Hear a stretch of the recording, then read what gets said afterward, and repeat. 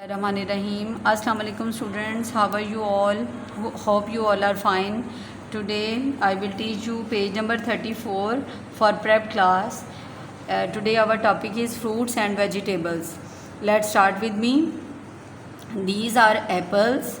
These are bananas. These are oranges. These are pears. These are grapes. These are plums. Look at the apples and bananas.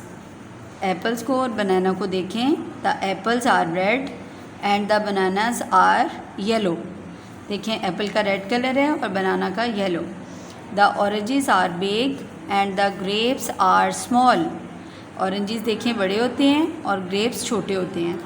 There are 2 pears and 5 plums in the picture. 2 pears हैं और 5 plums हैं इस picture में. Look at the vegetables, count them, talk about the colors.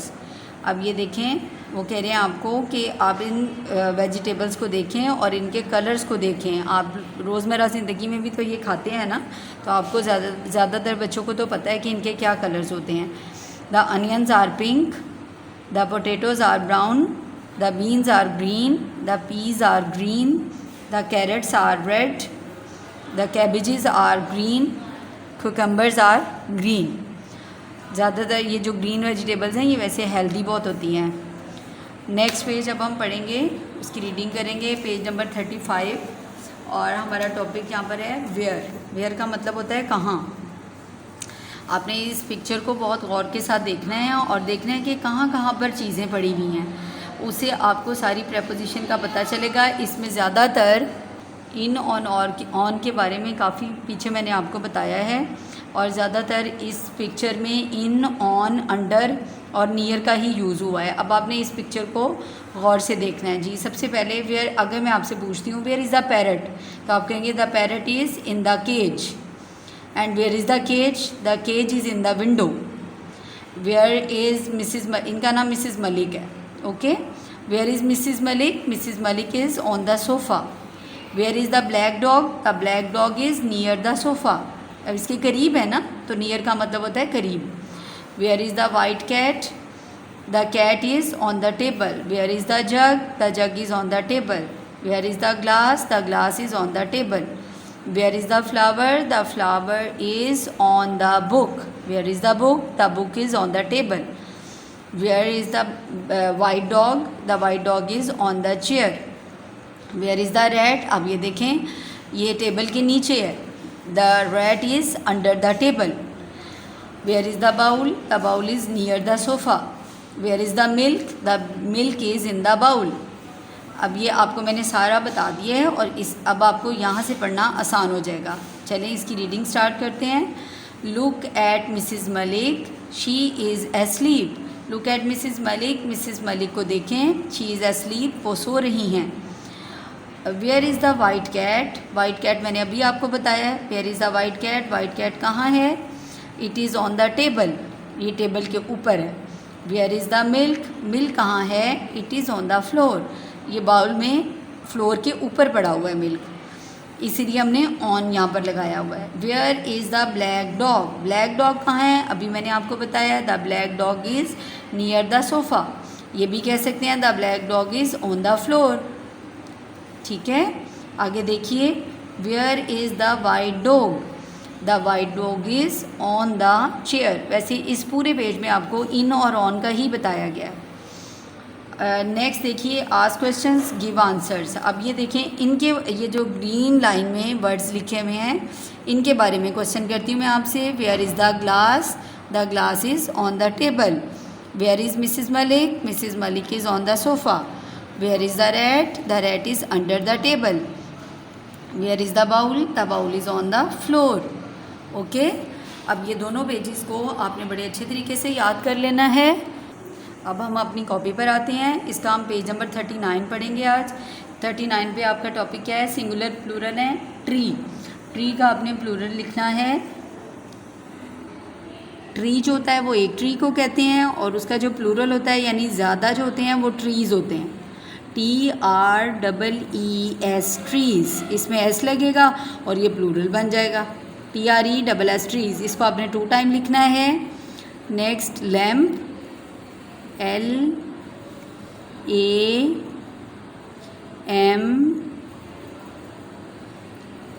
Lamp, और इसके साथ हम S लगाएंगे तो वो लैम्प्स बन जाएगा, यानी ज़्यादा लैम्प, ज़्यादा लैम्प्स। बस, बसेस, इसके साथ हम ES लगाएंगे, बस के साथ BUSES,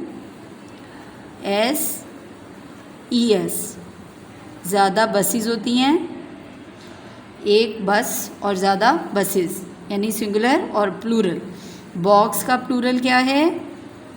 boxes, BOXES,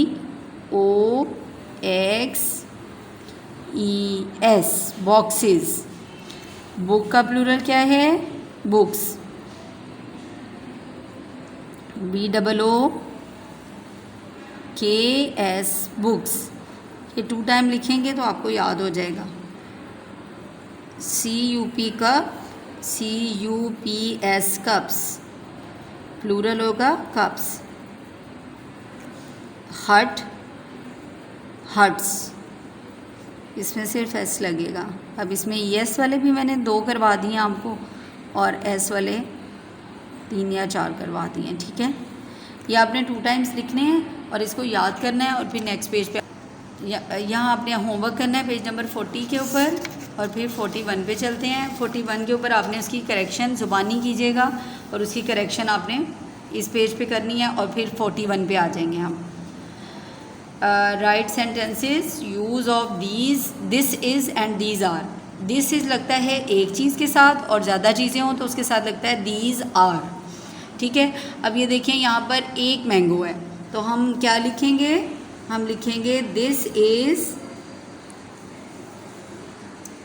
THIS, this. उसके बाद दिस इज़ आ मैंगो। अब ये मैंने आपको बताया ना कि पीछे भी सिंगुलर प्लूरल आपने पढ़ा है। अब ये एक ही है अकेला, तो इसके साथ दिस इज़ लगेगा, दिस इज़ आ मैंगो। और आपने इससे भी ज़्यादा अच्छा लिखना है, शार्प पेंसिल के साथ काम करना है। अब ये देखें, कैंडीज़ ज़्यादा हैं, इनको स्वीट्स भी कहते हैं, THESE। दीज आर, ये ज़्यादा हैं इसलिए हमने दीज भी ज़्यादा के साथ लगता है, आर भी ज़्यादा के साथ। These are sweets,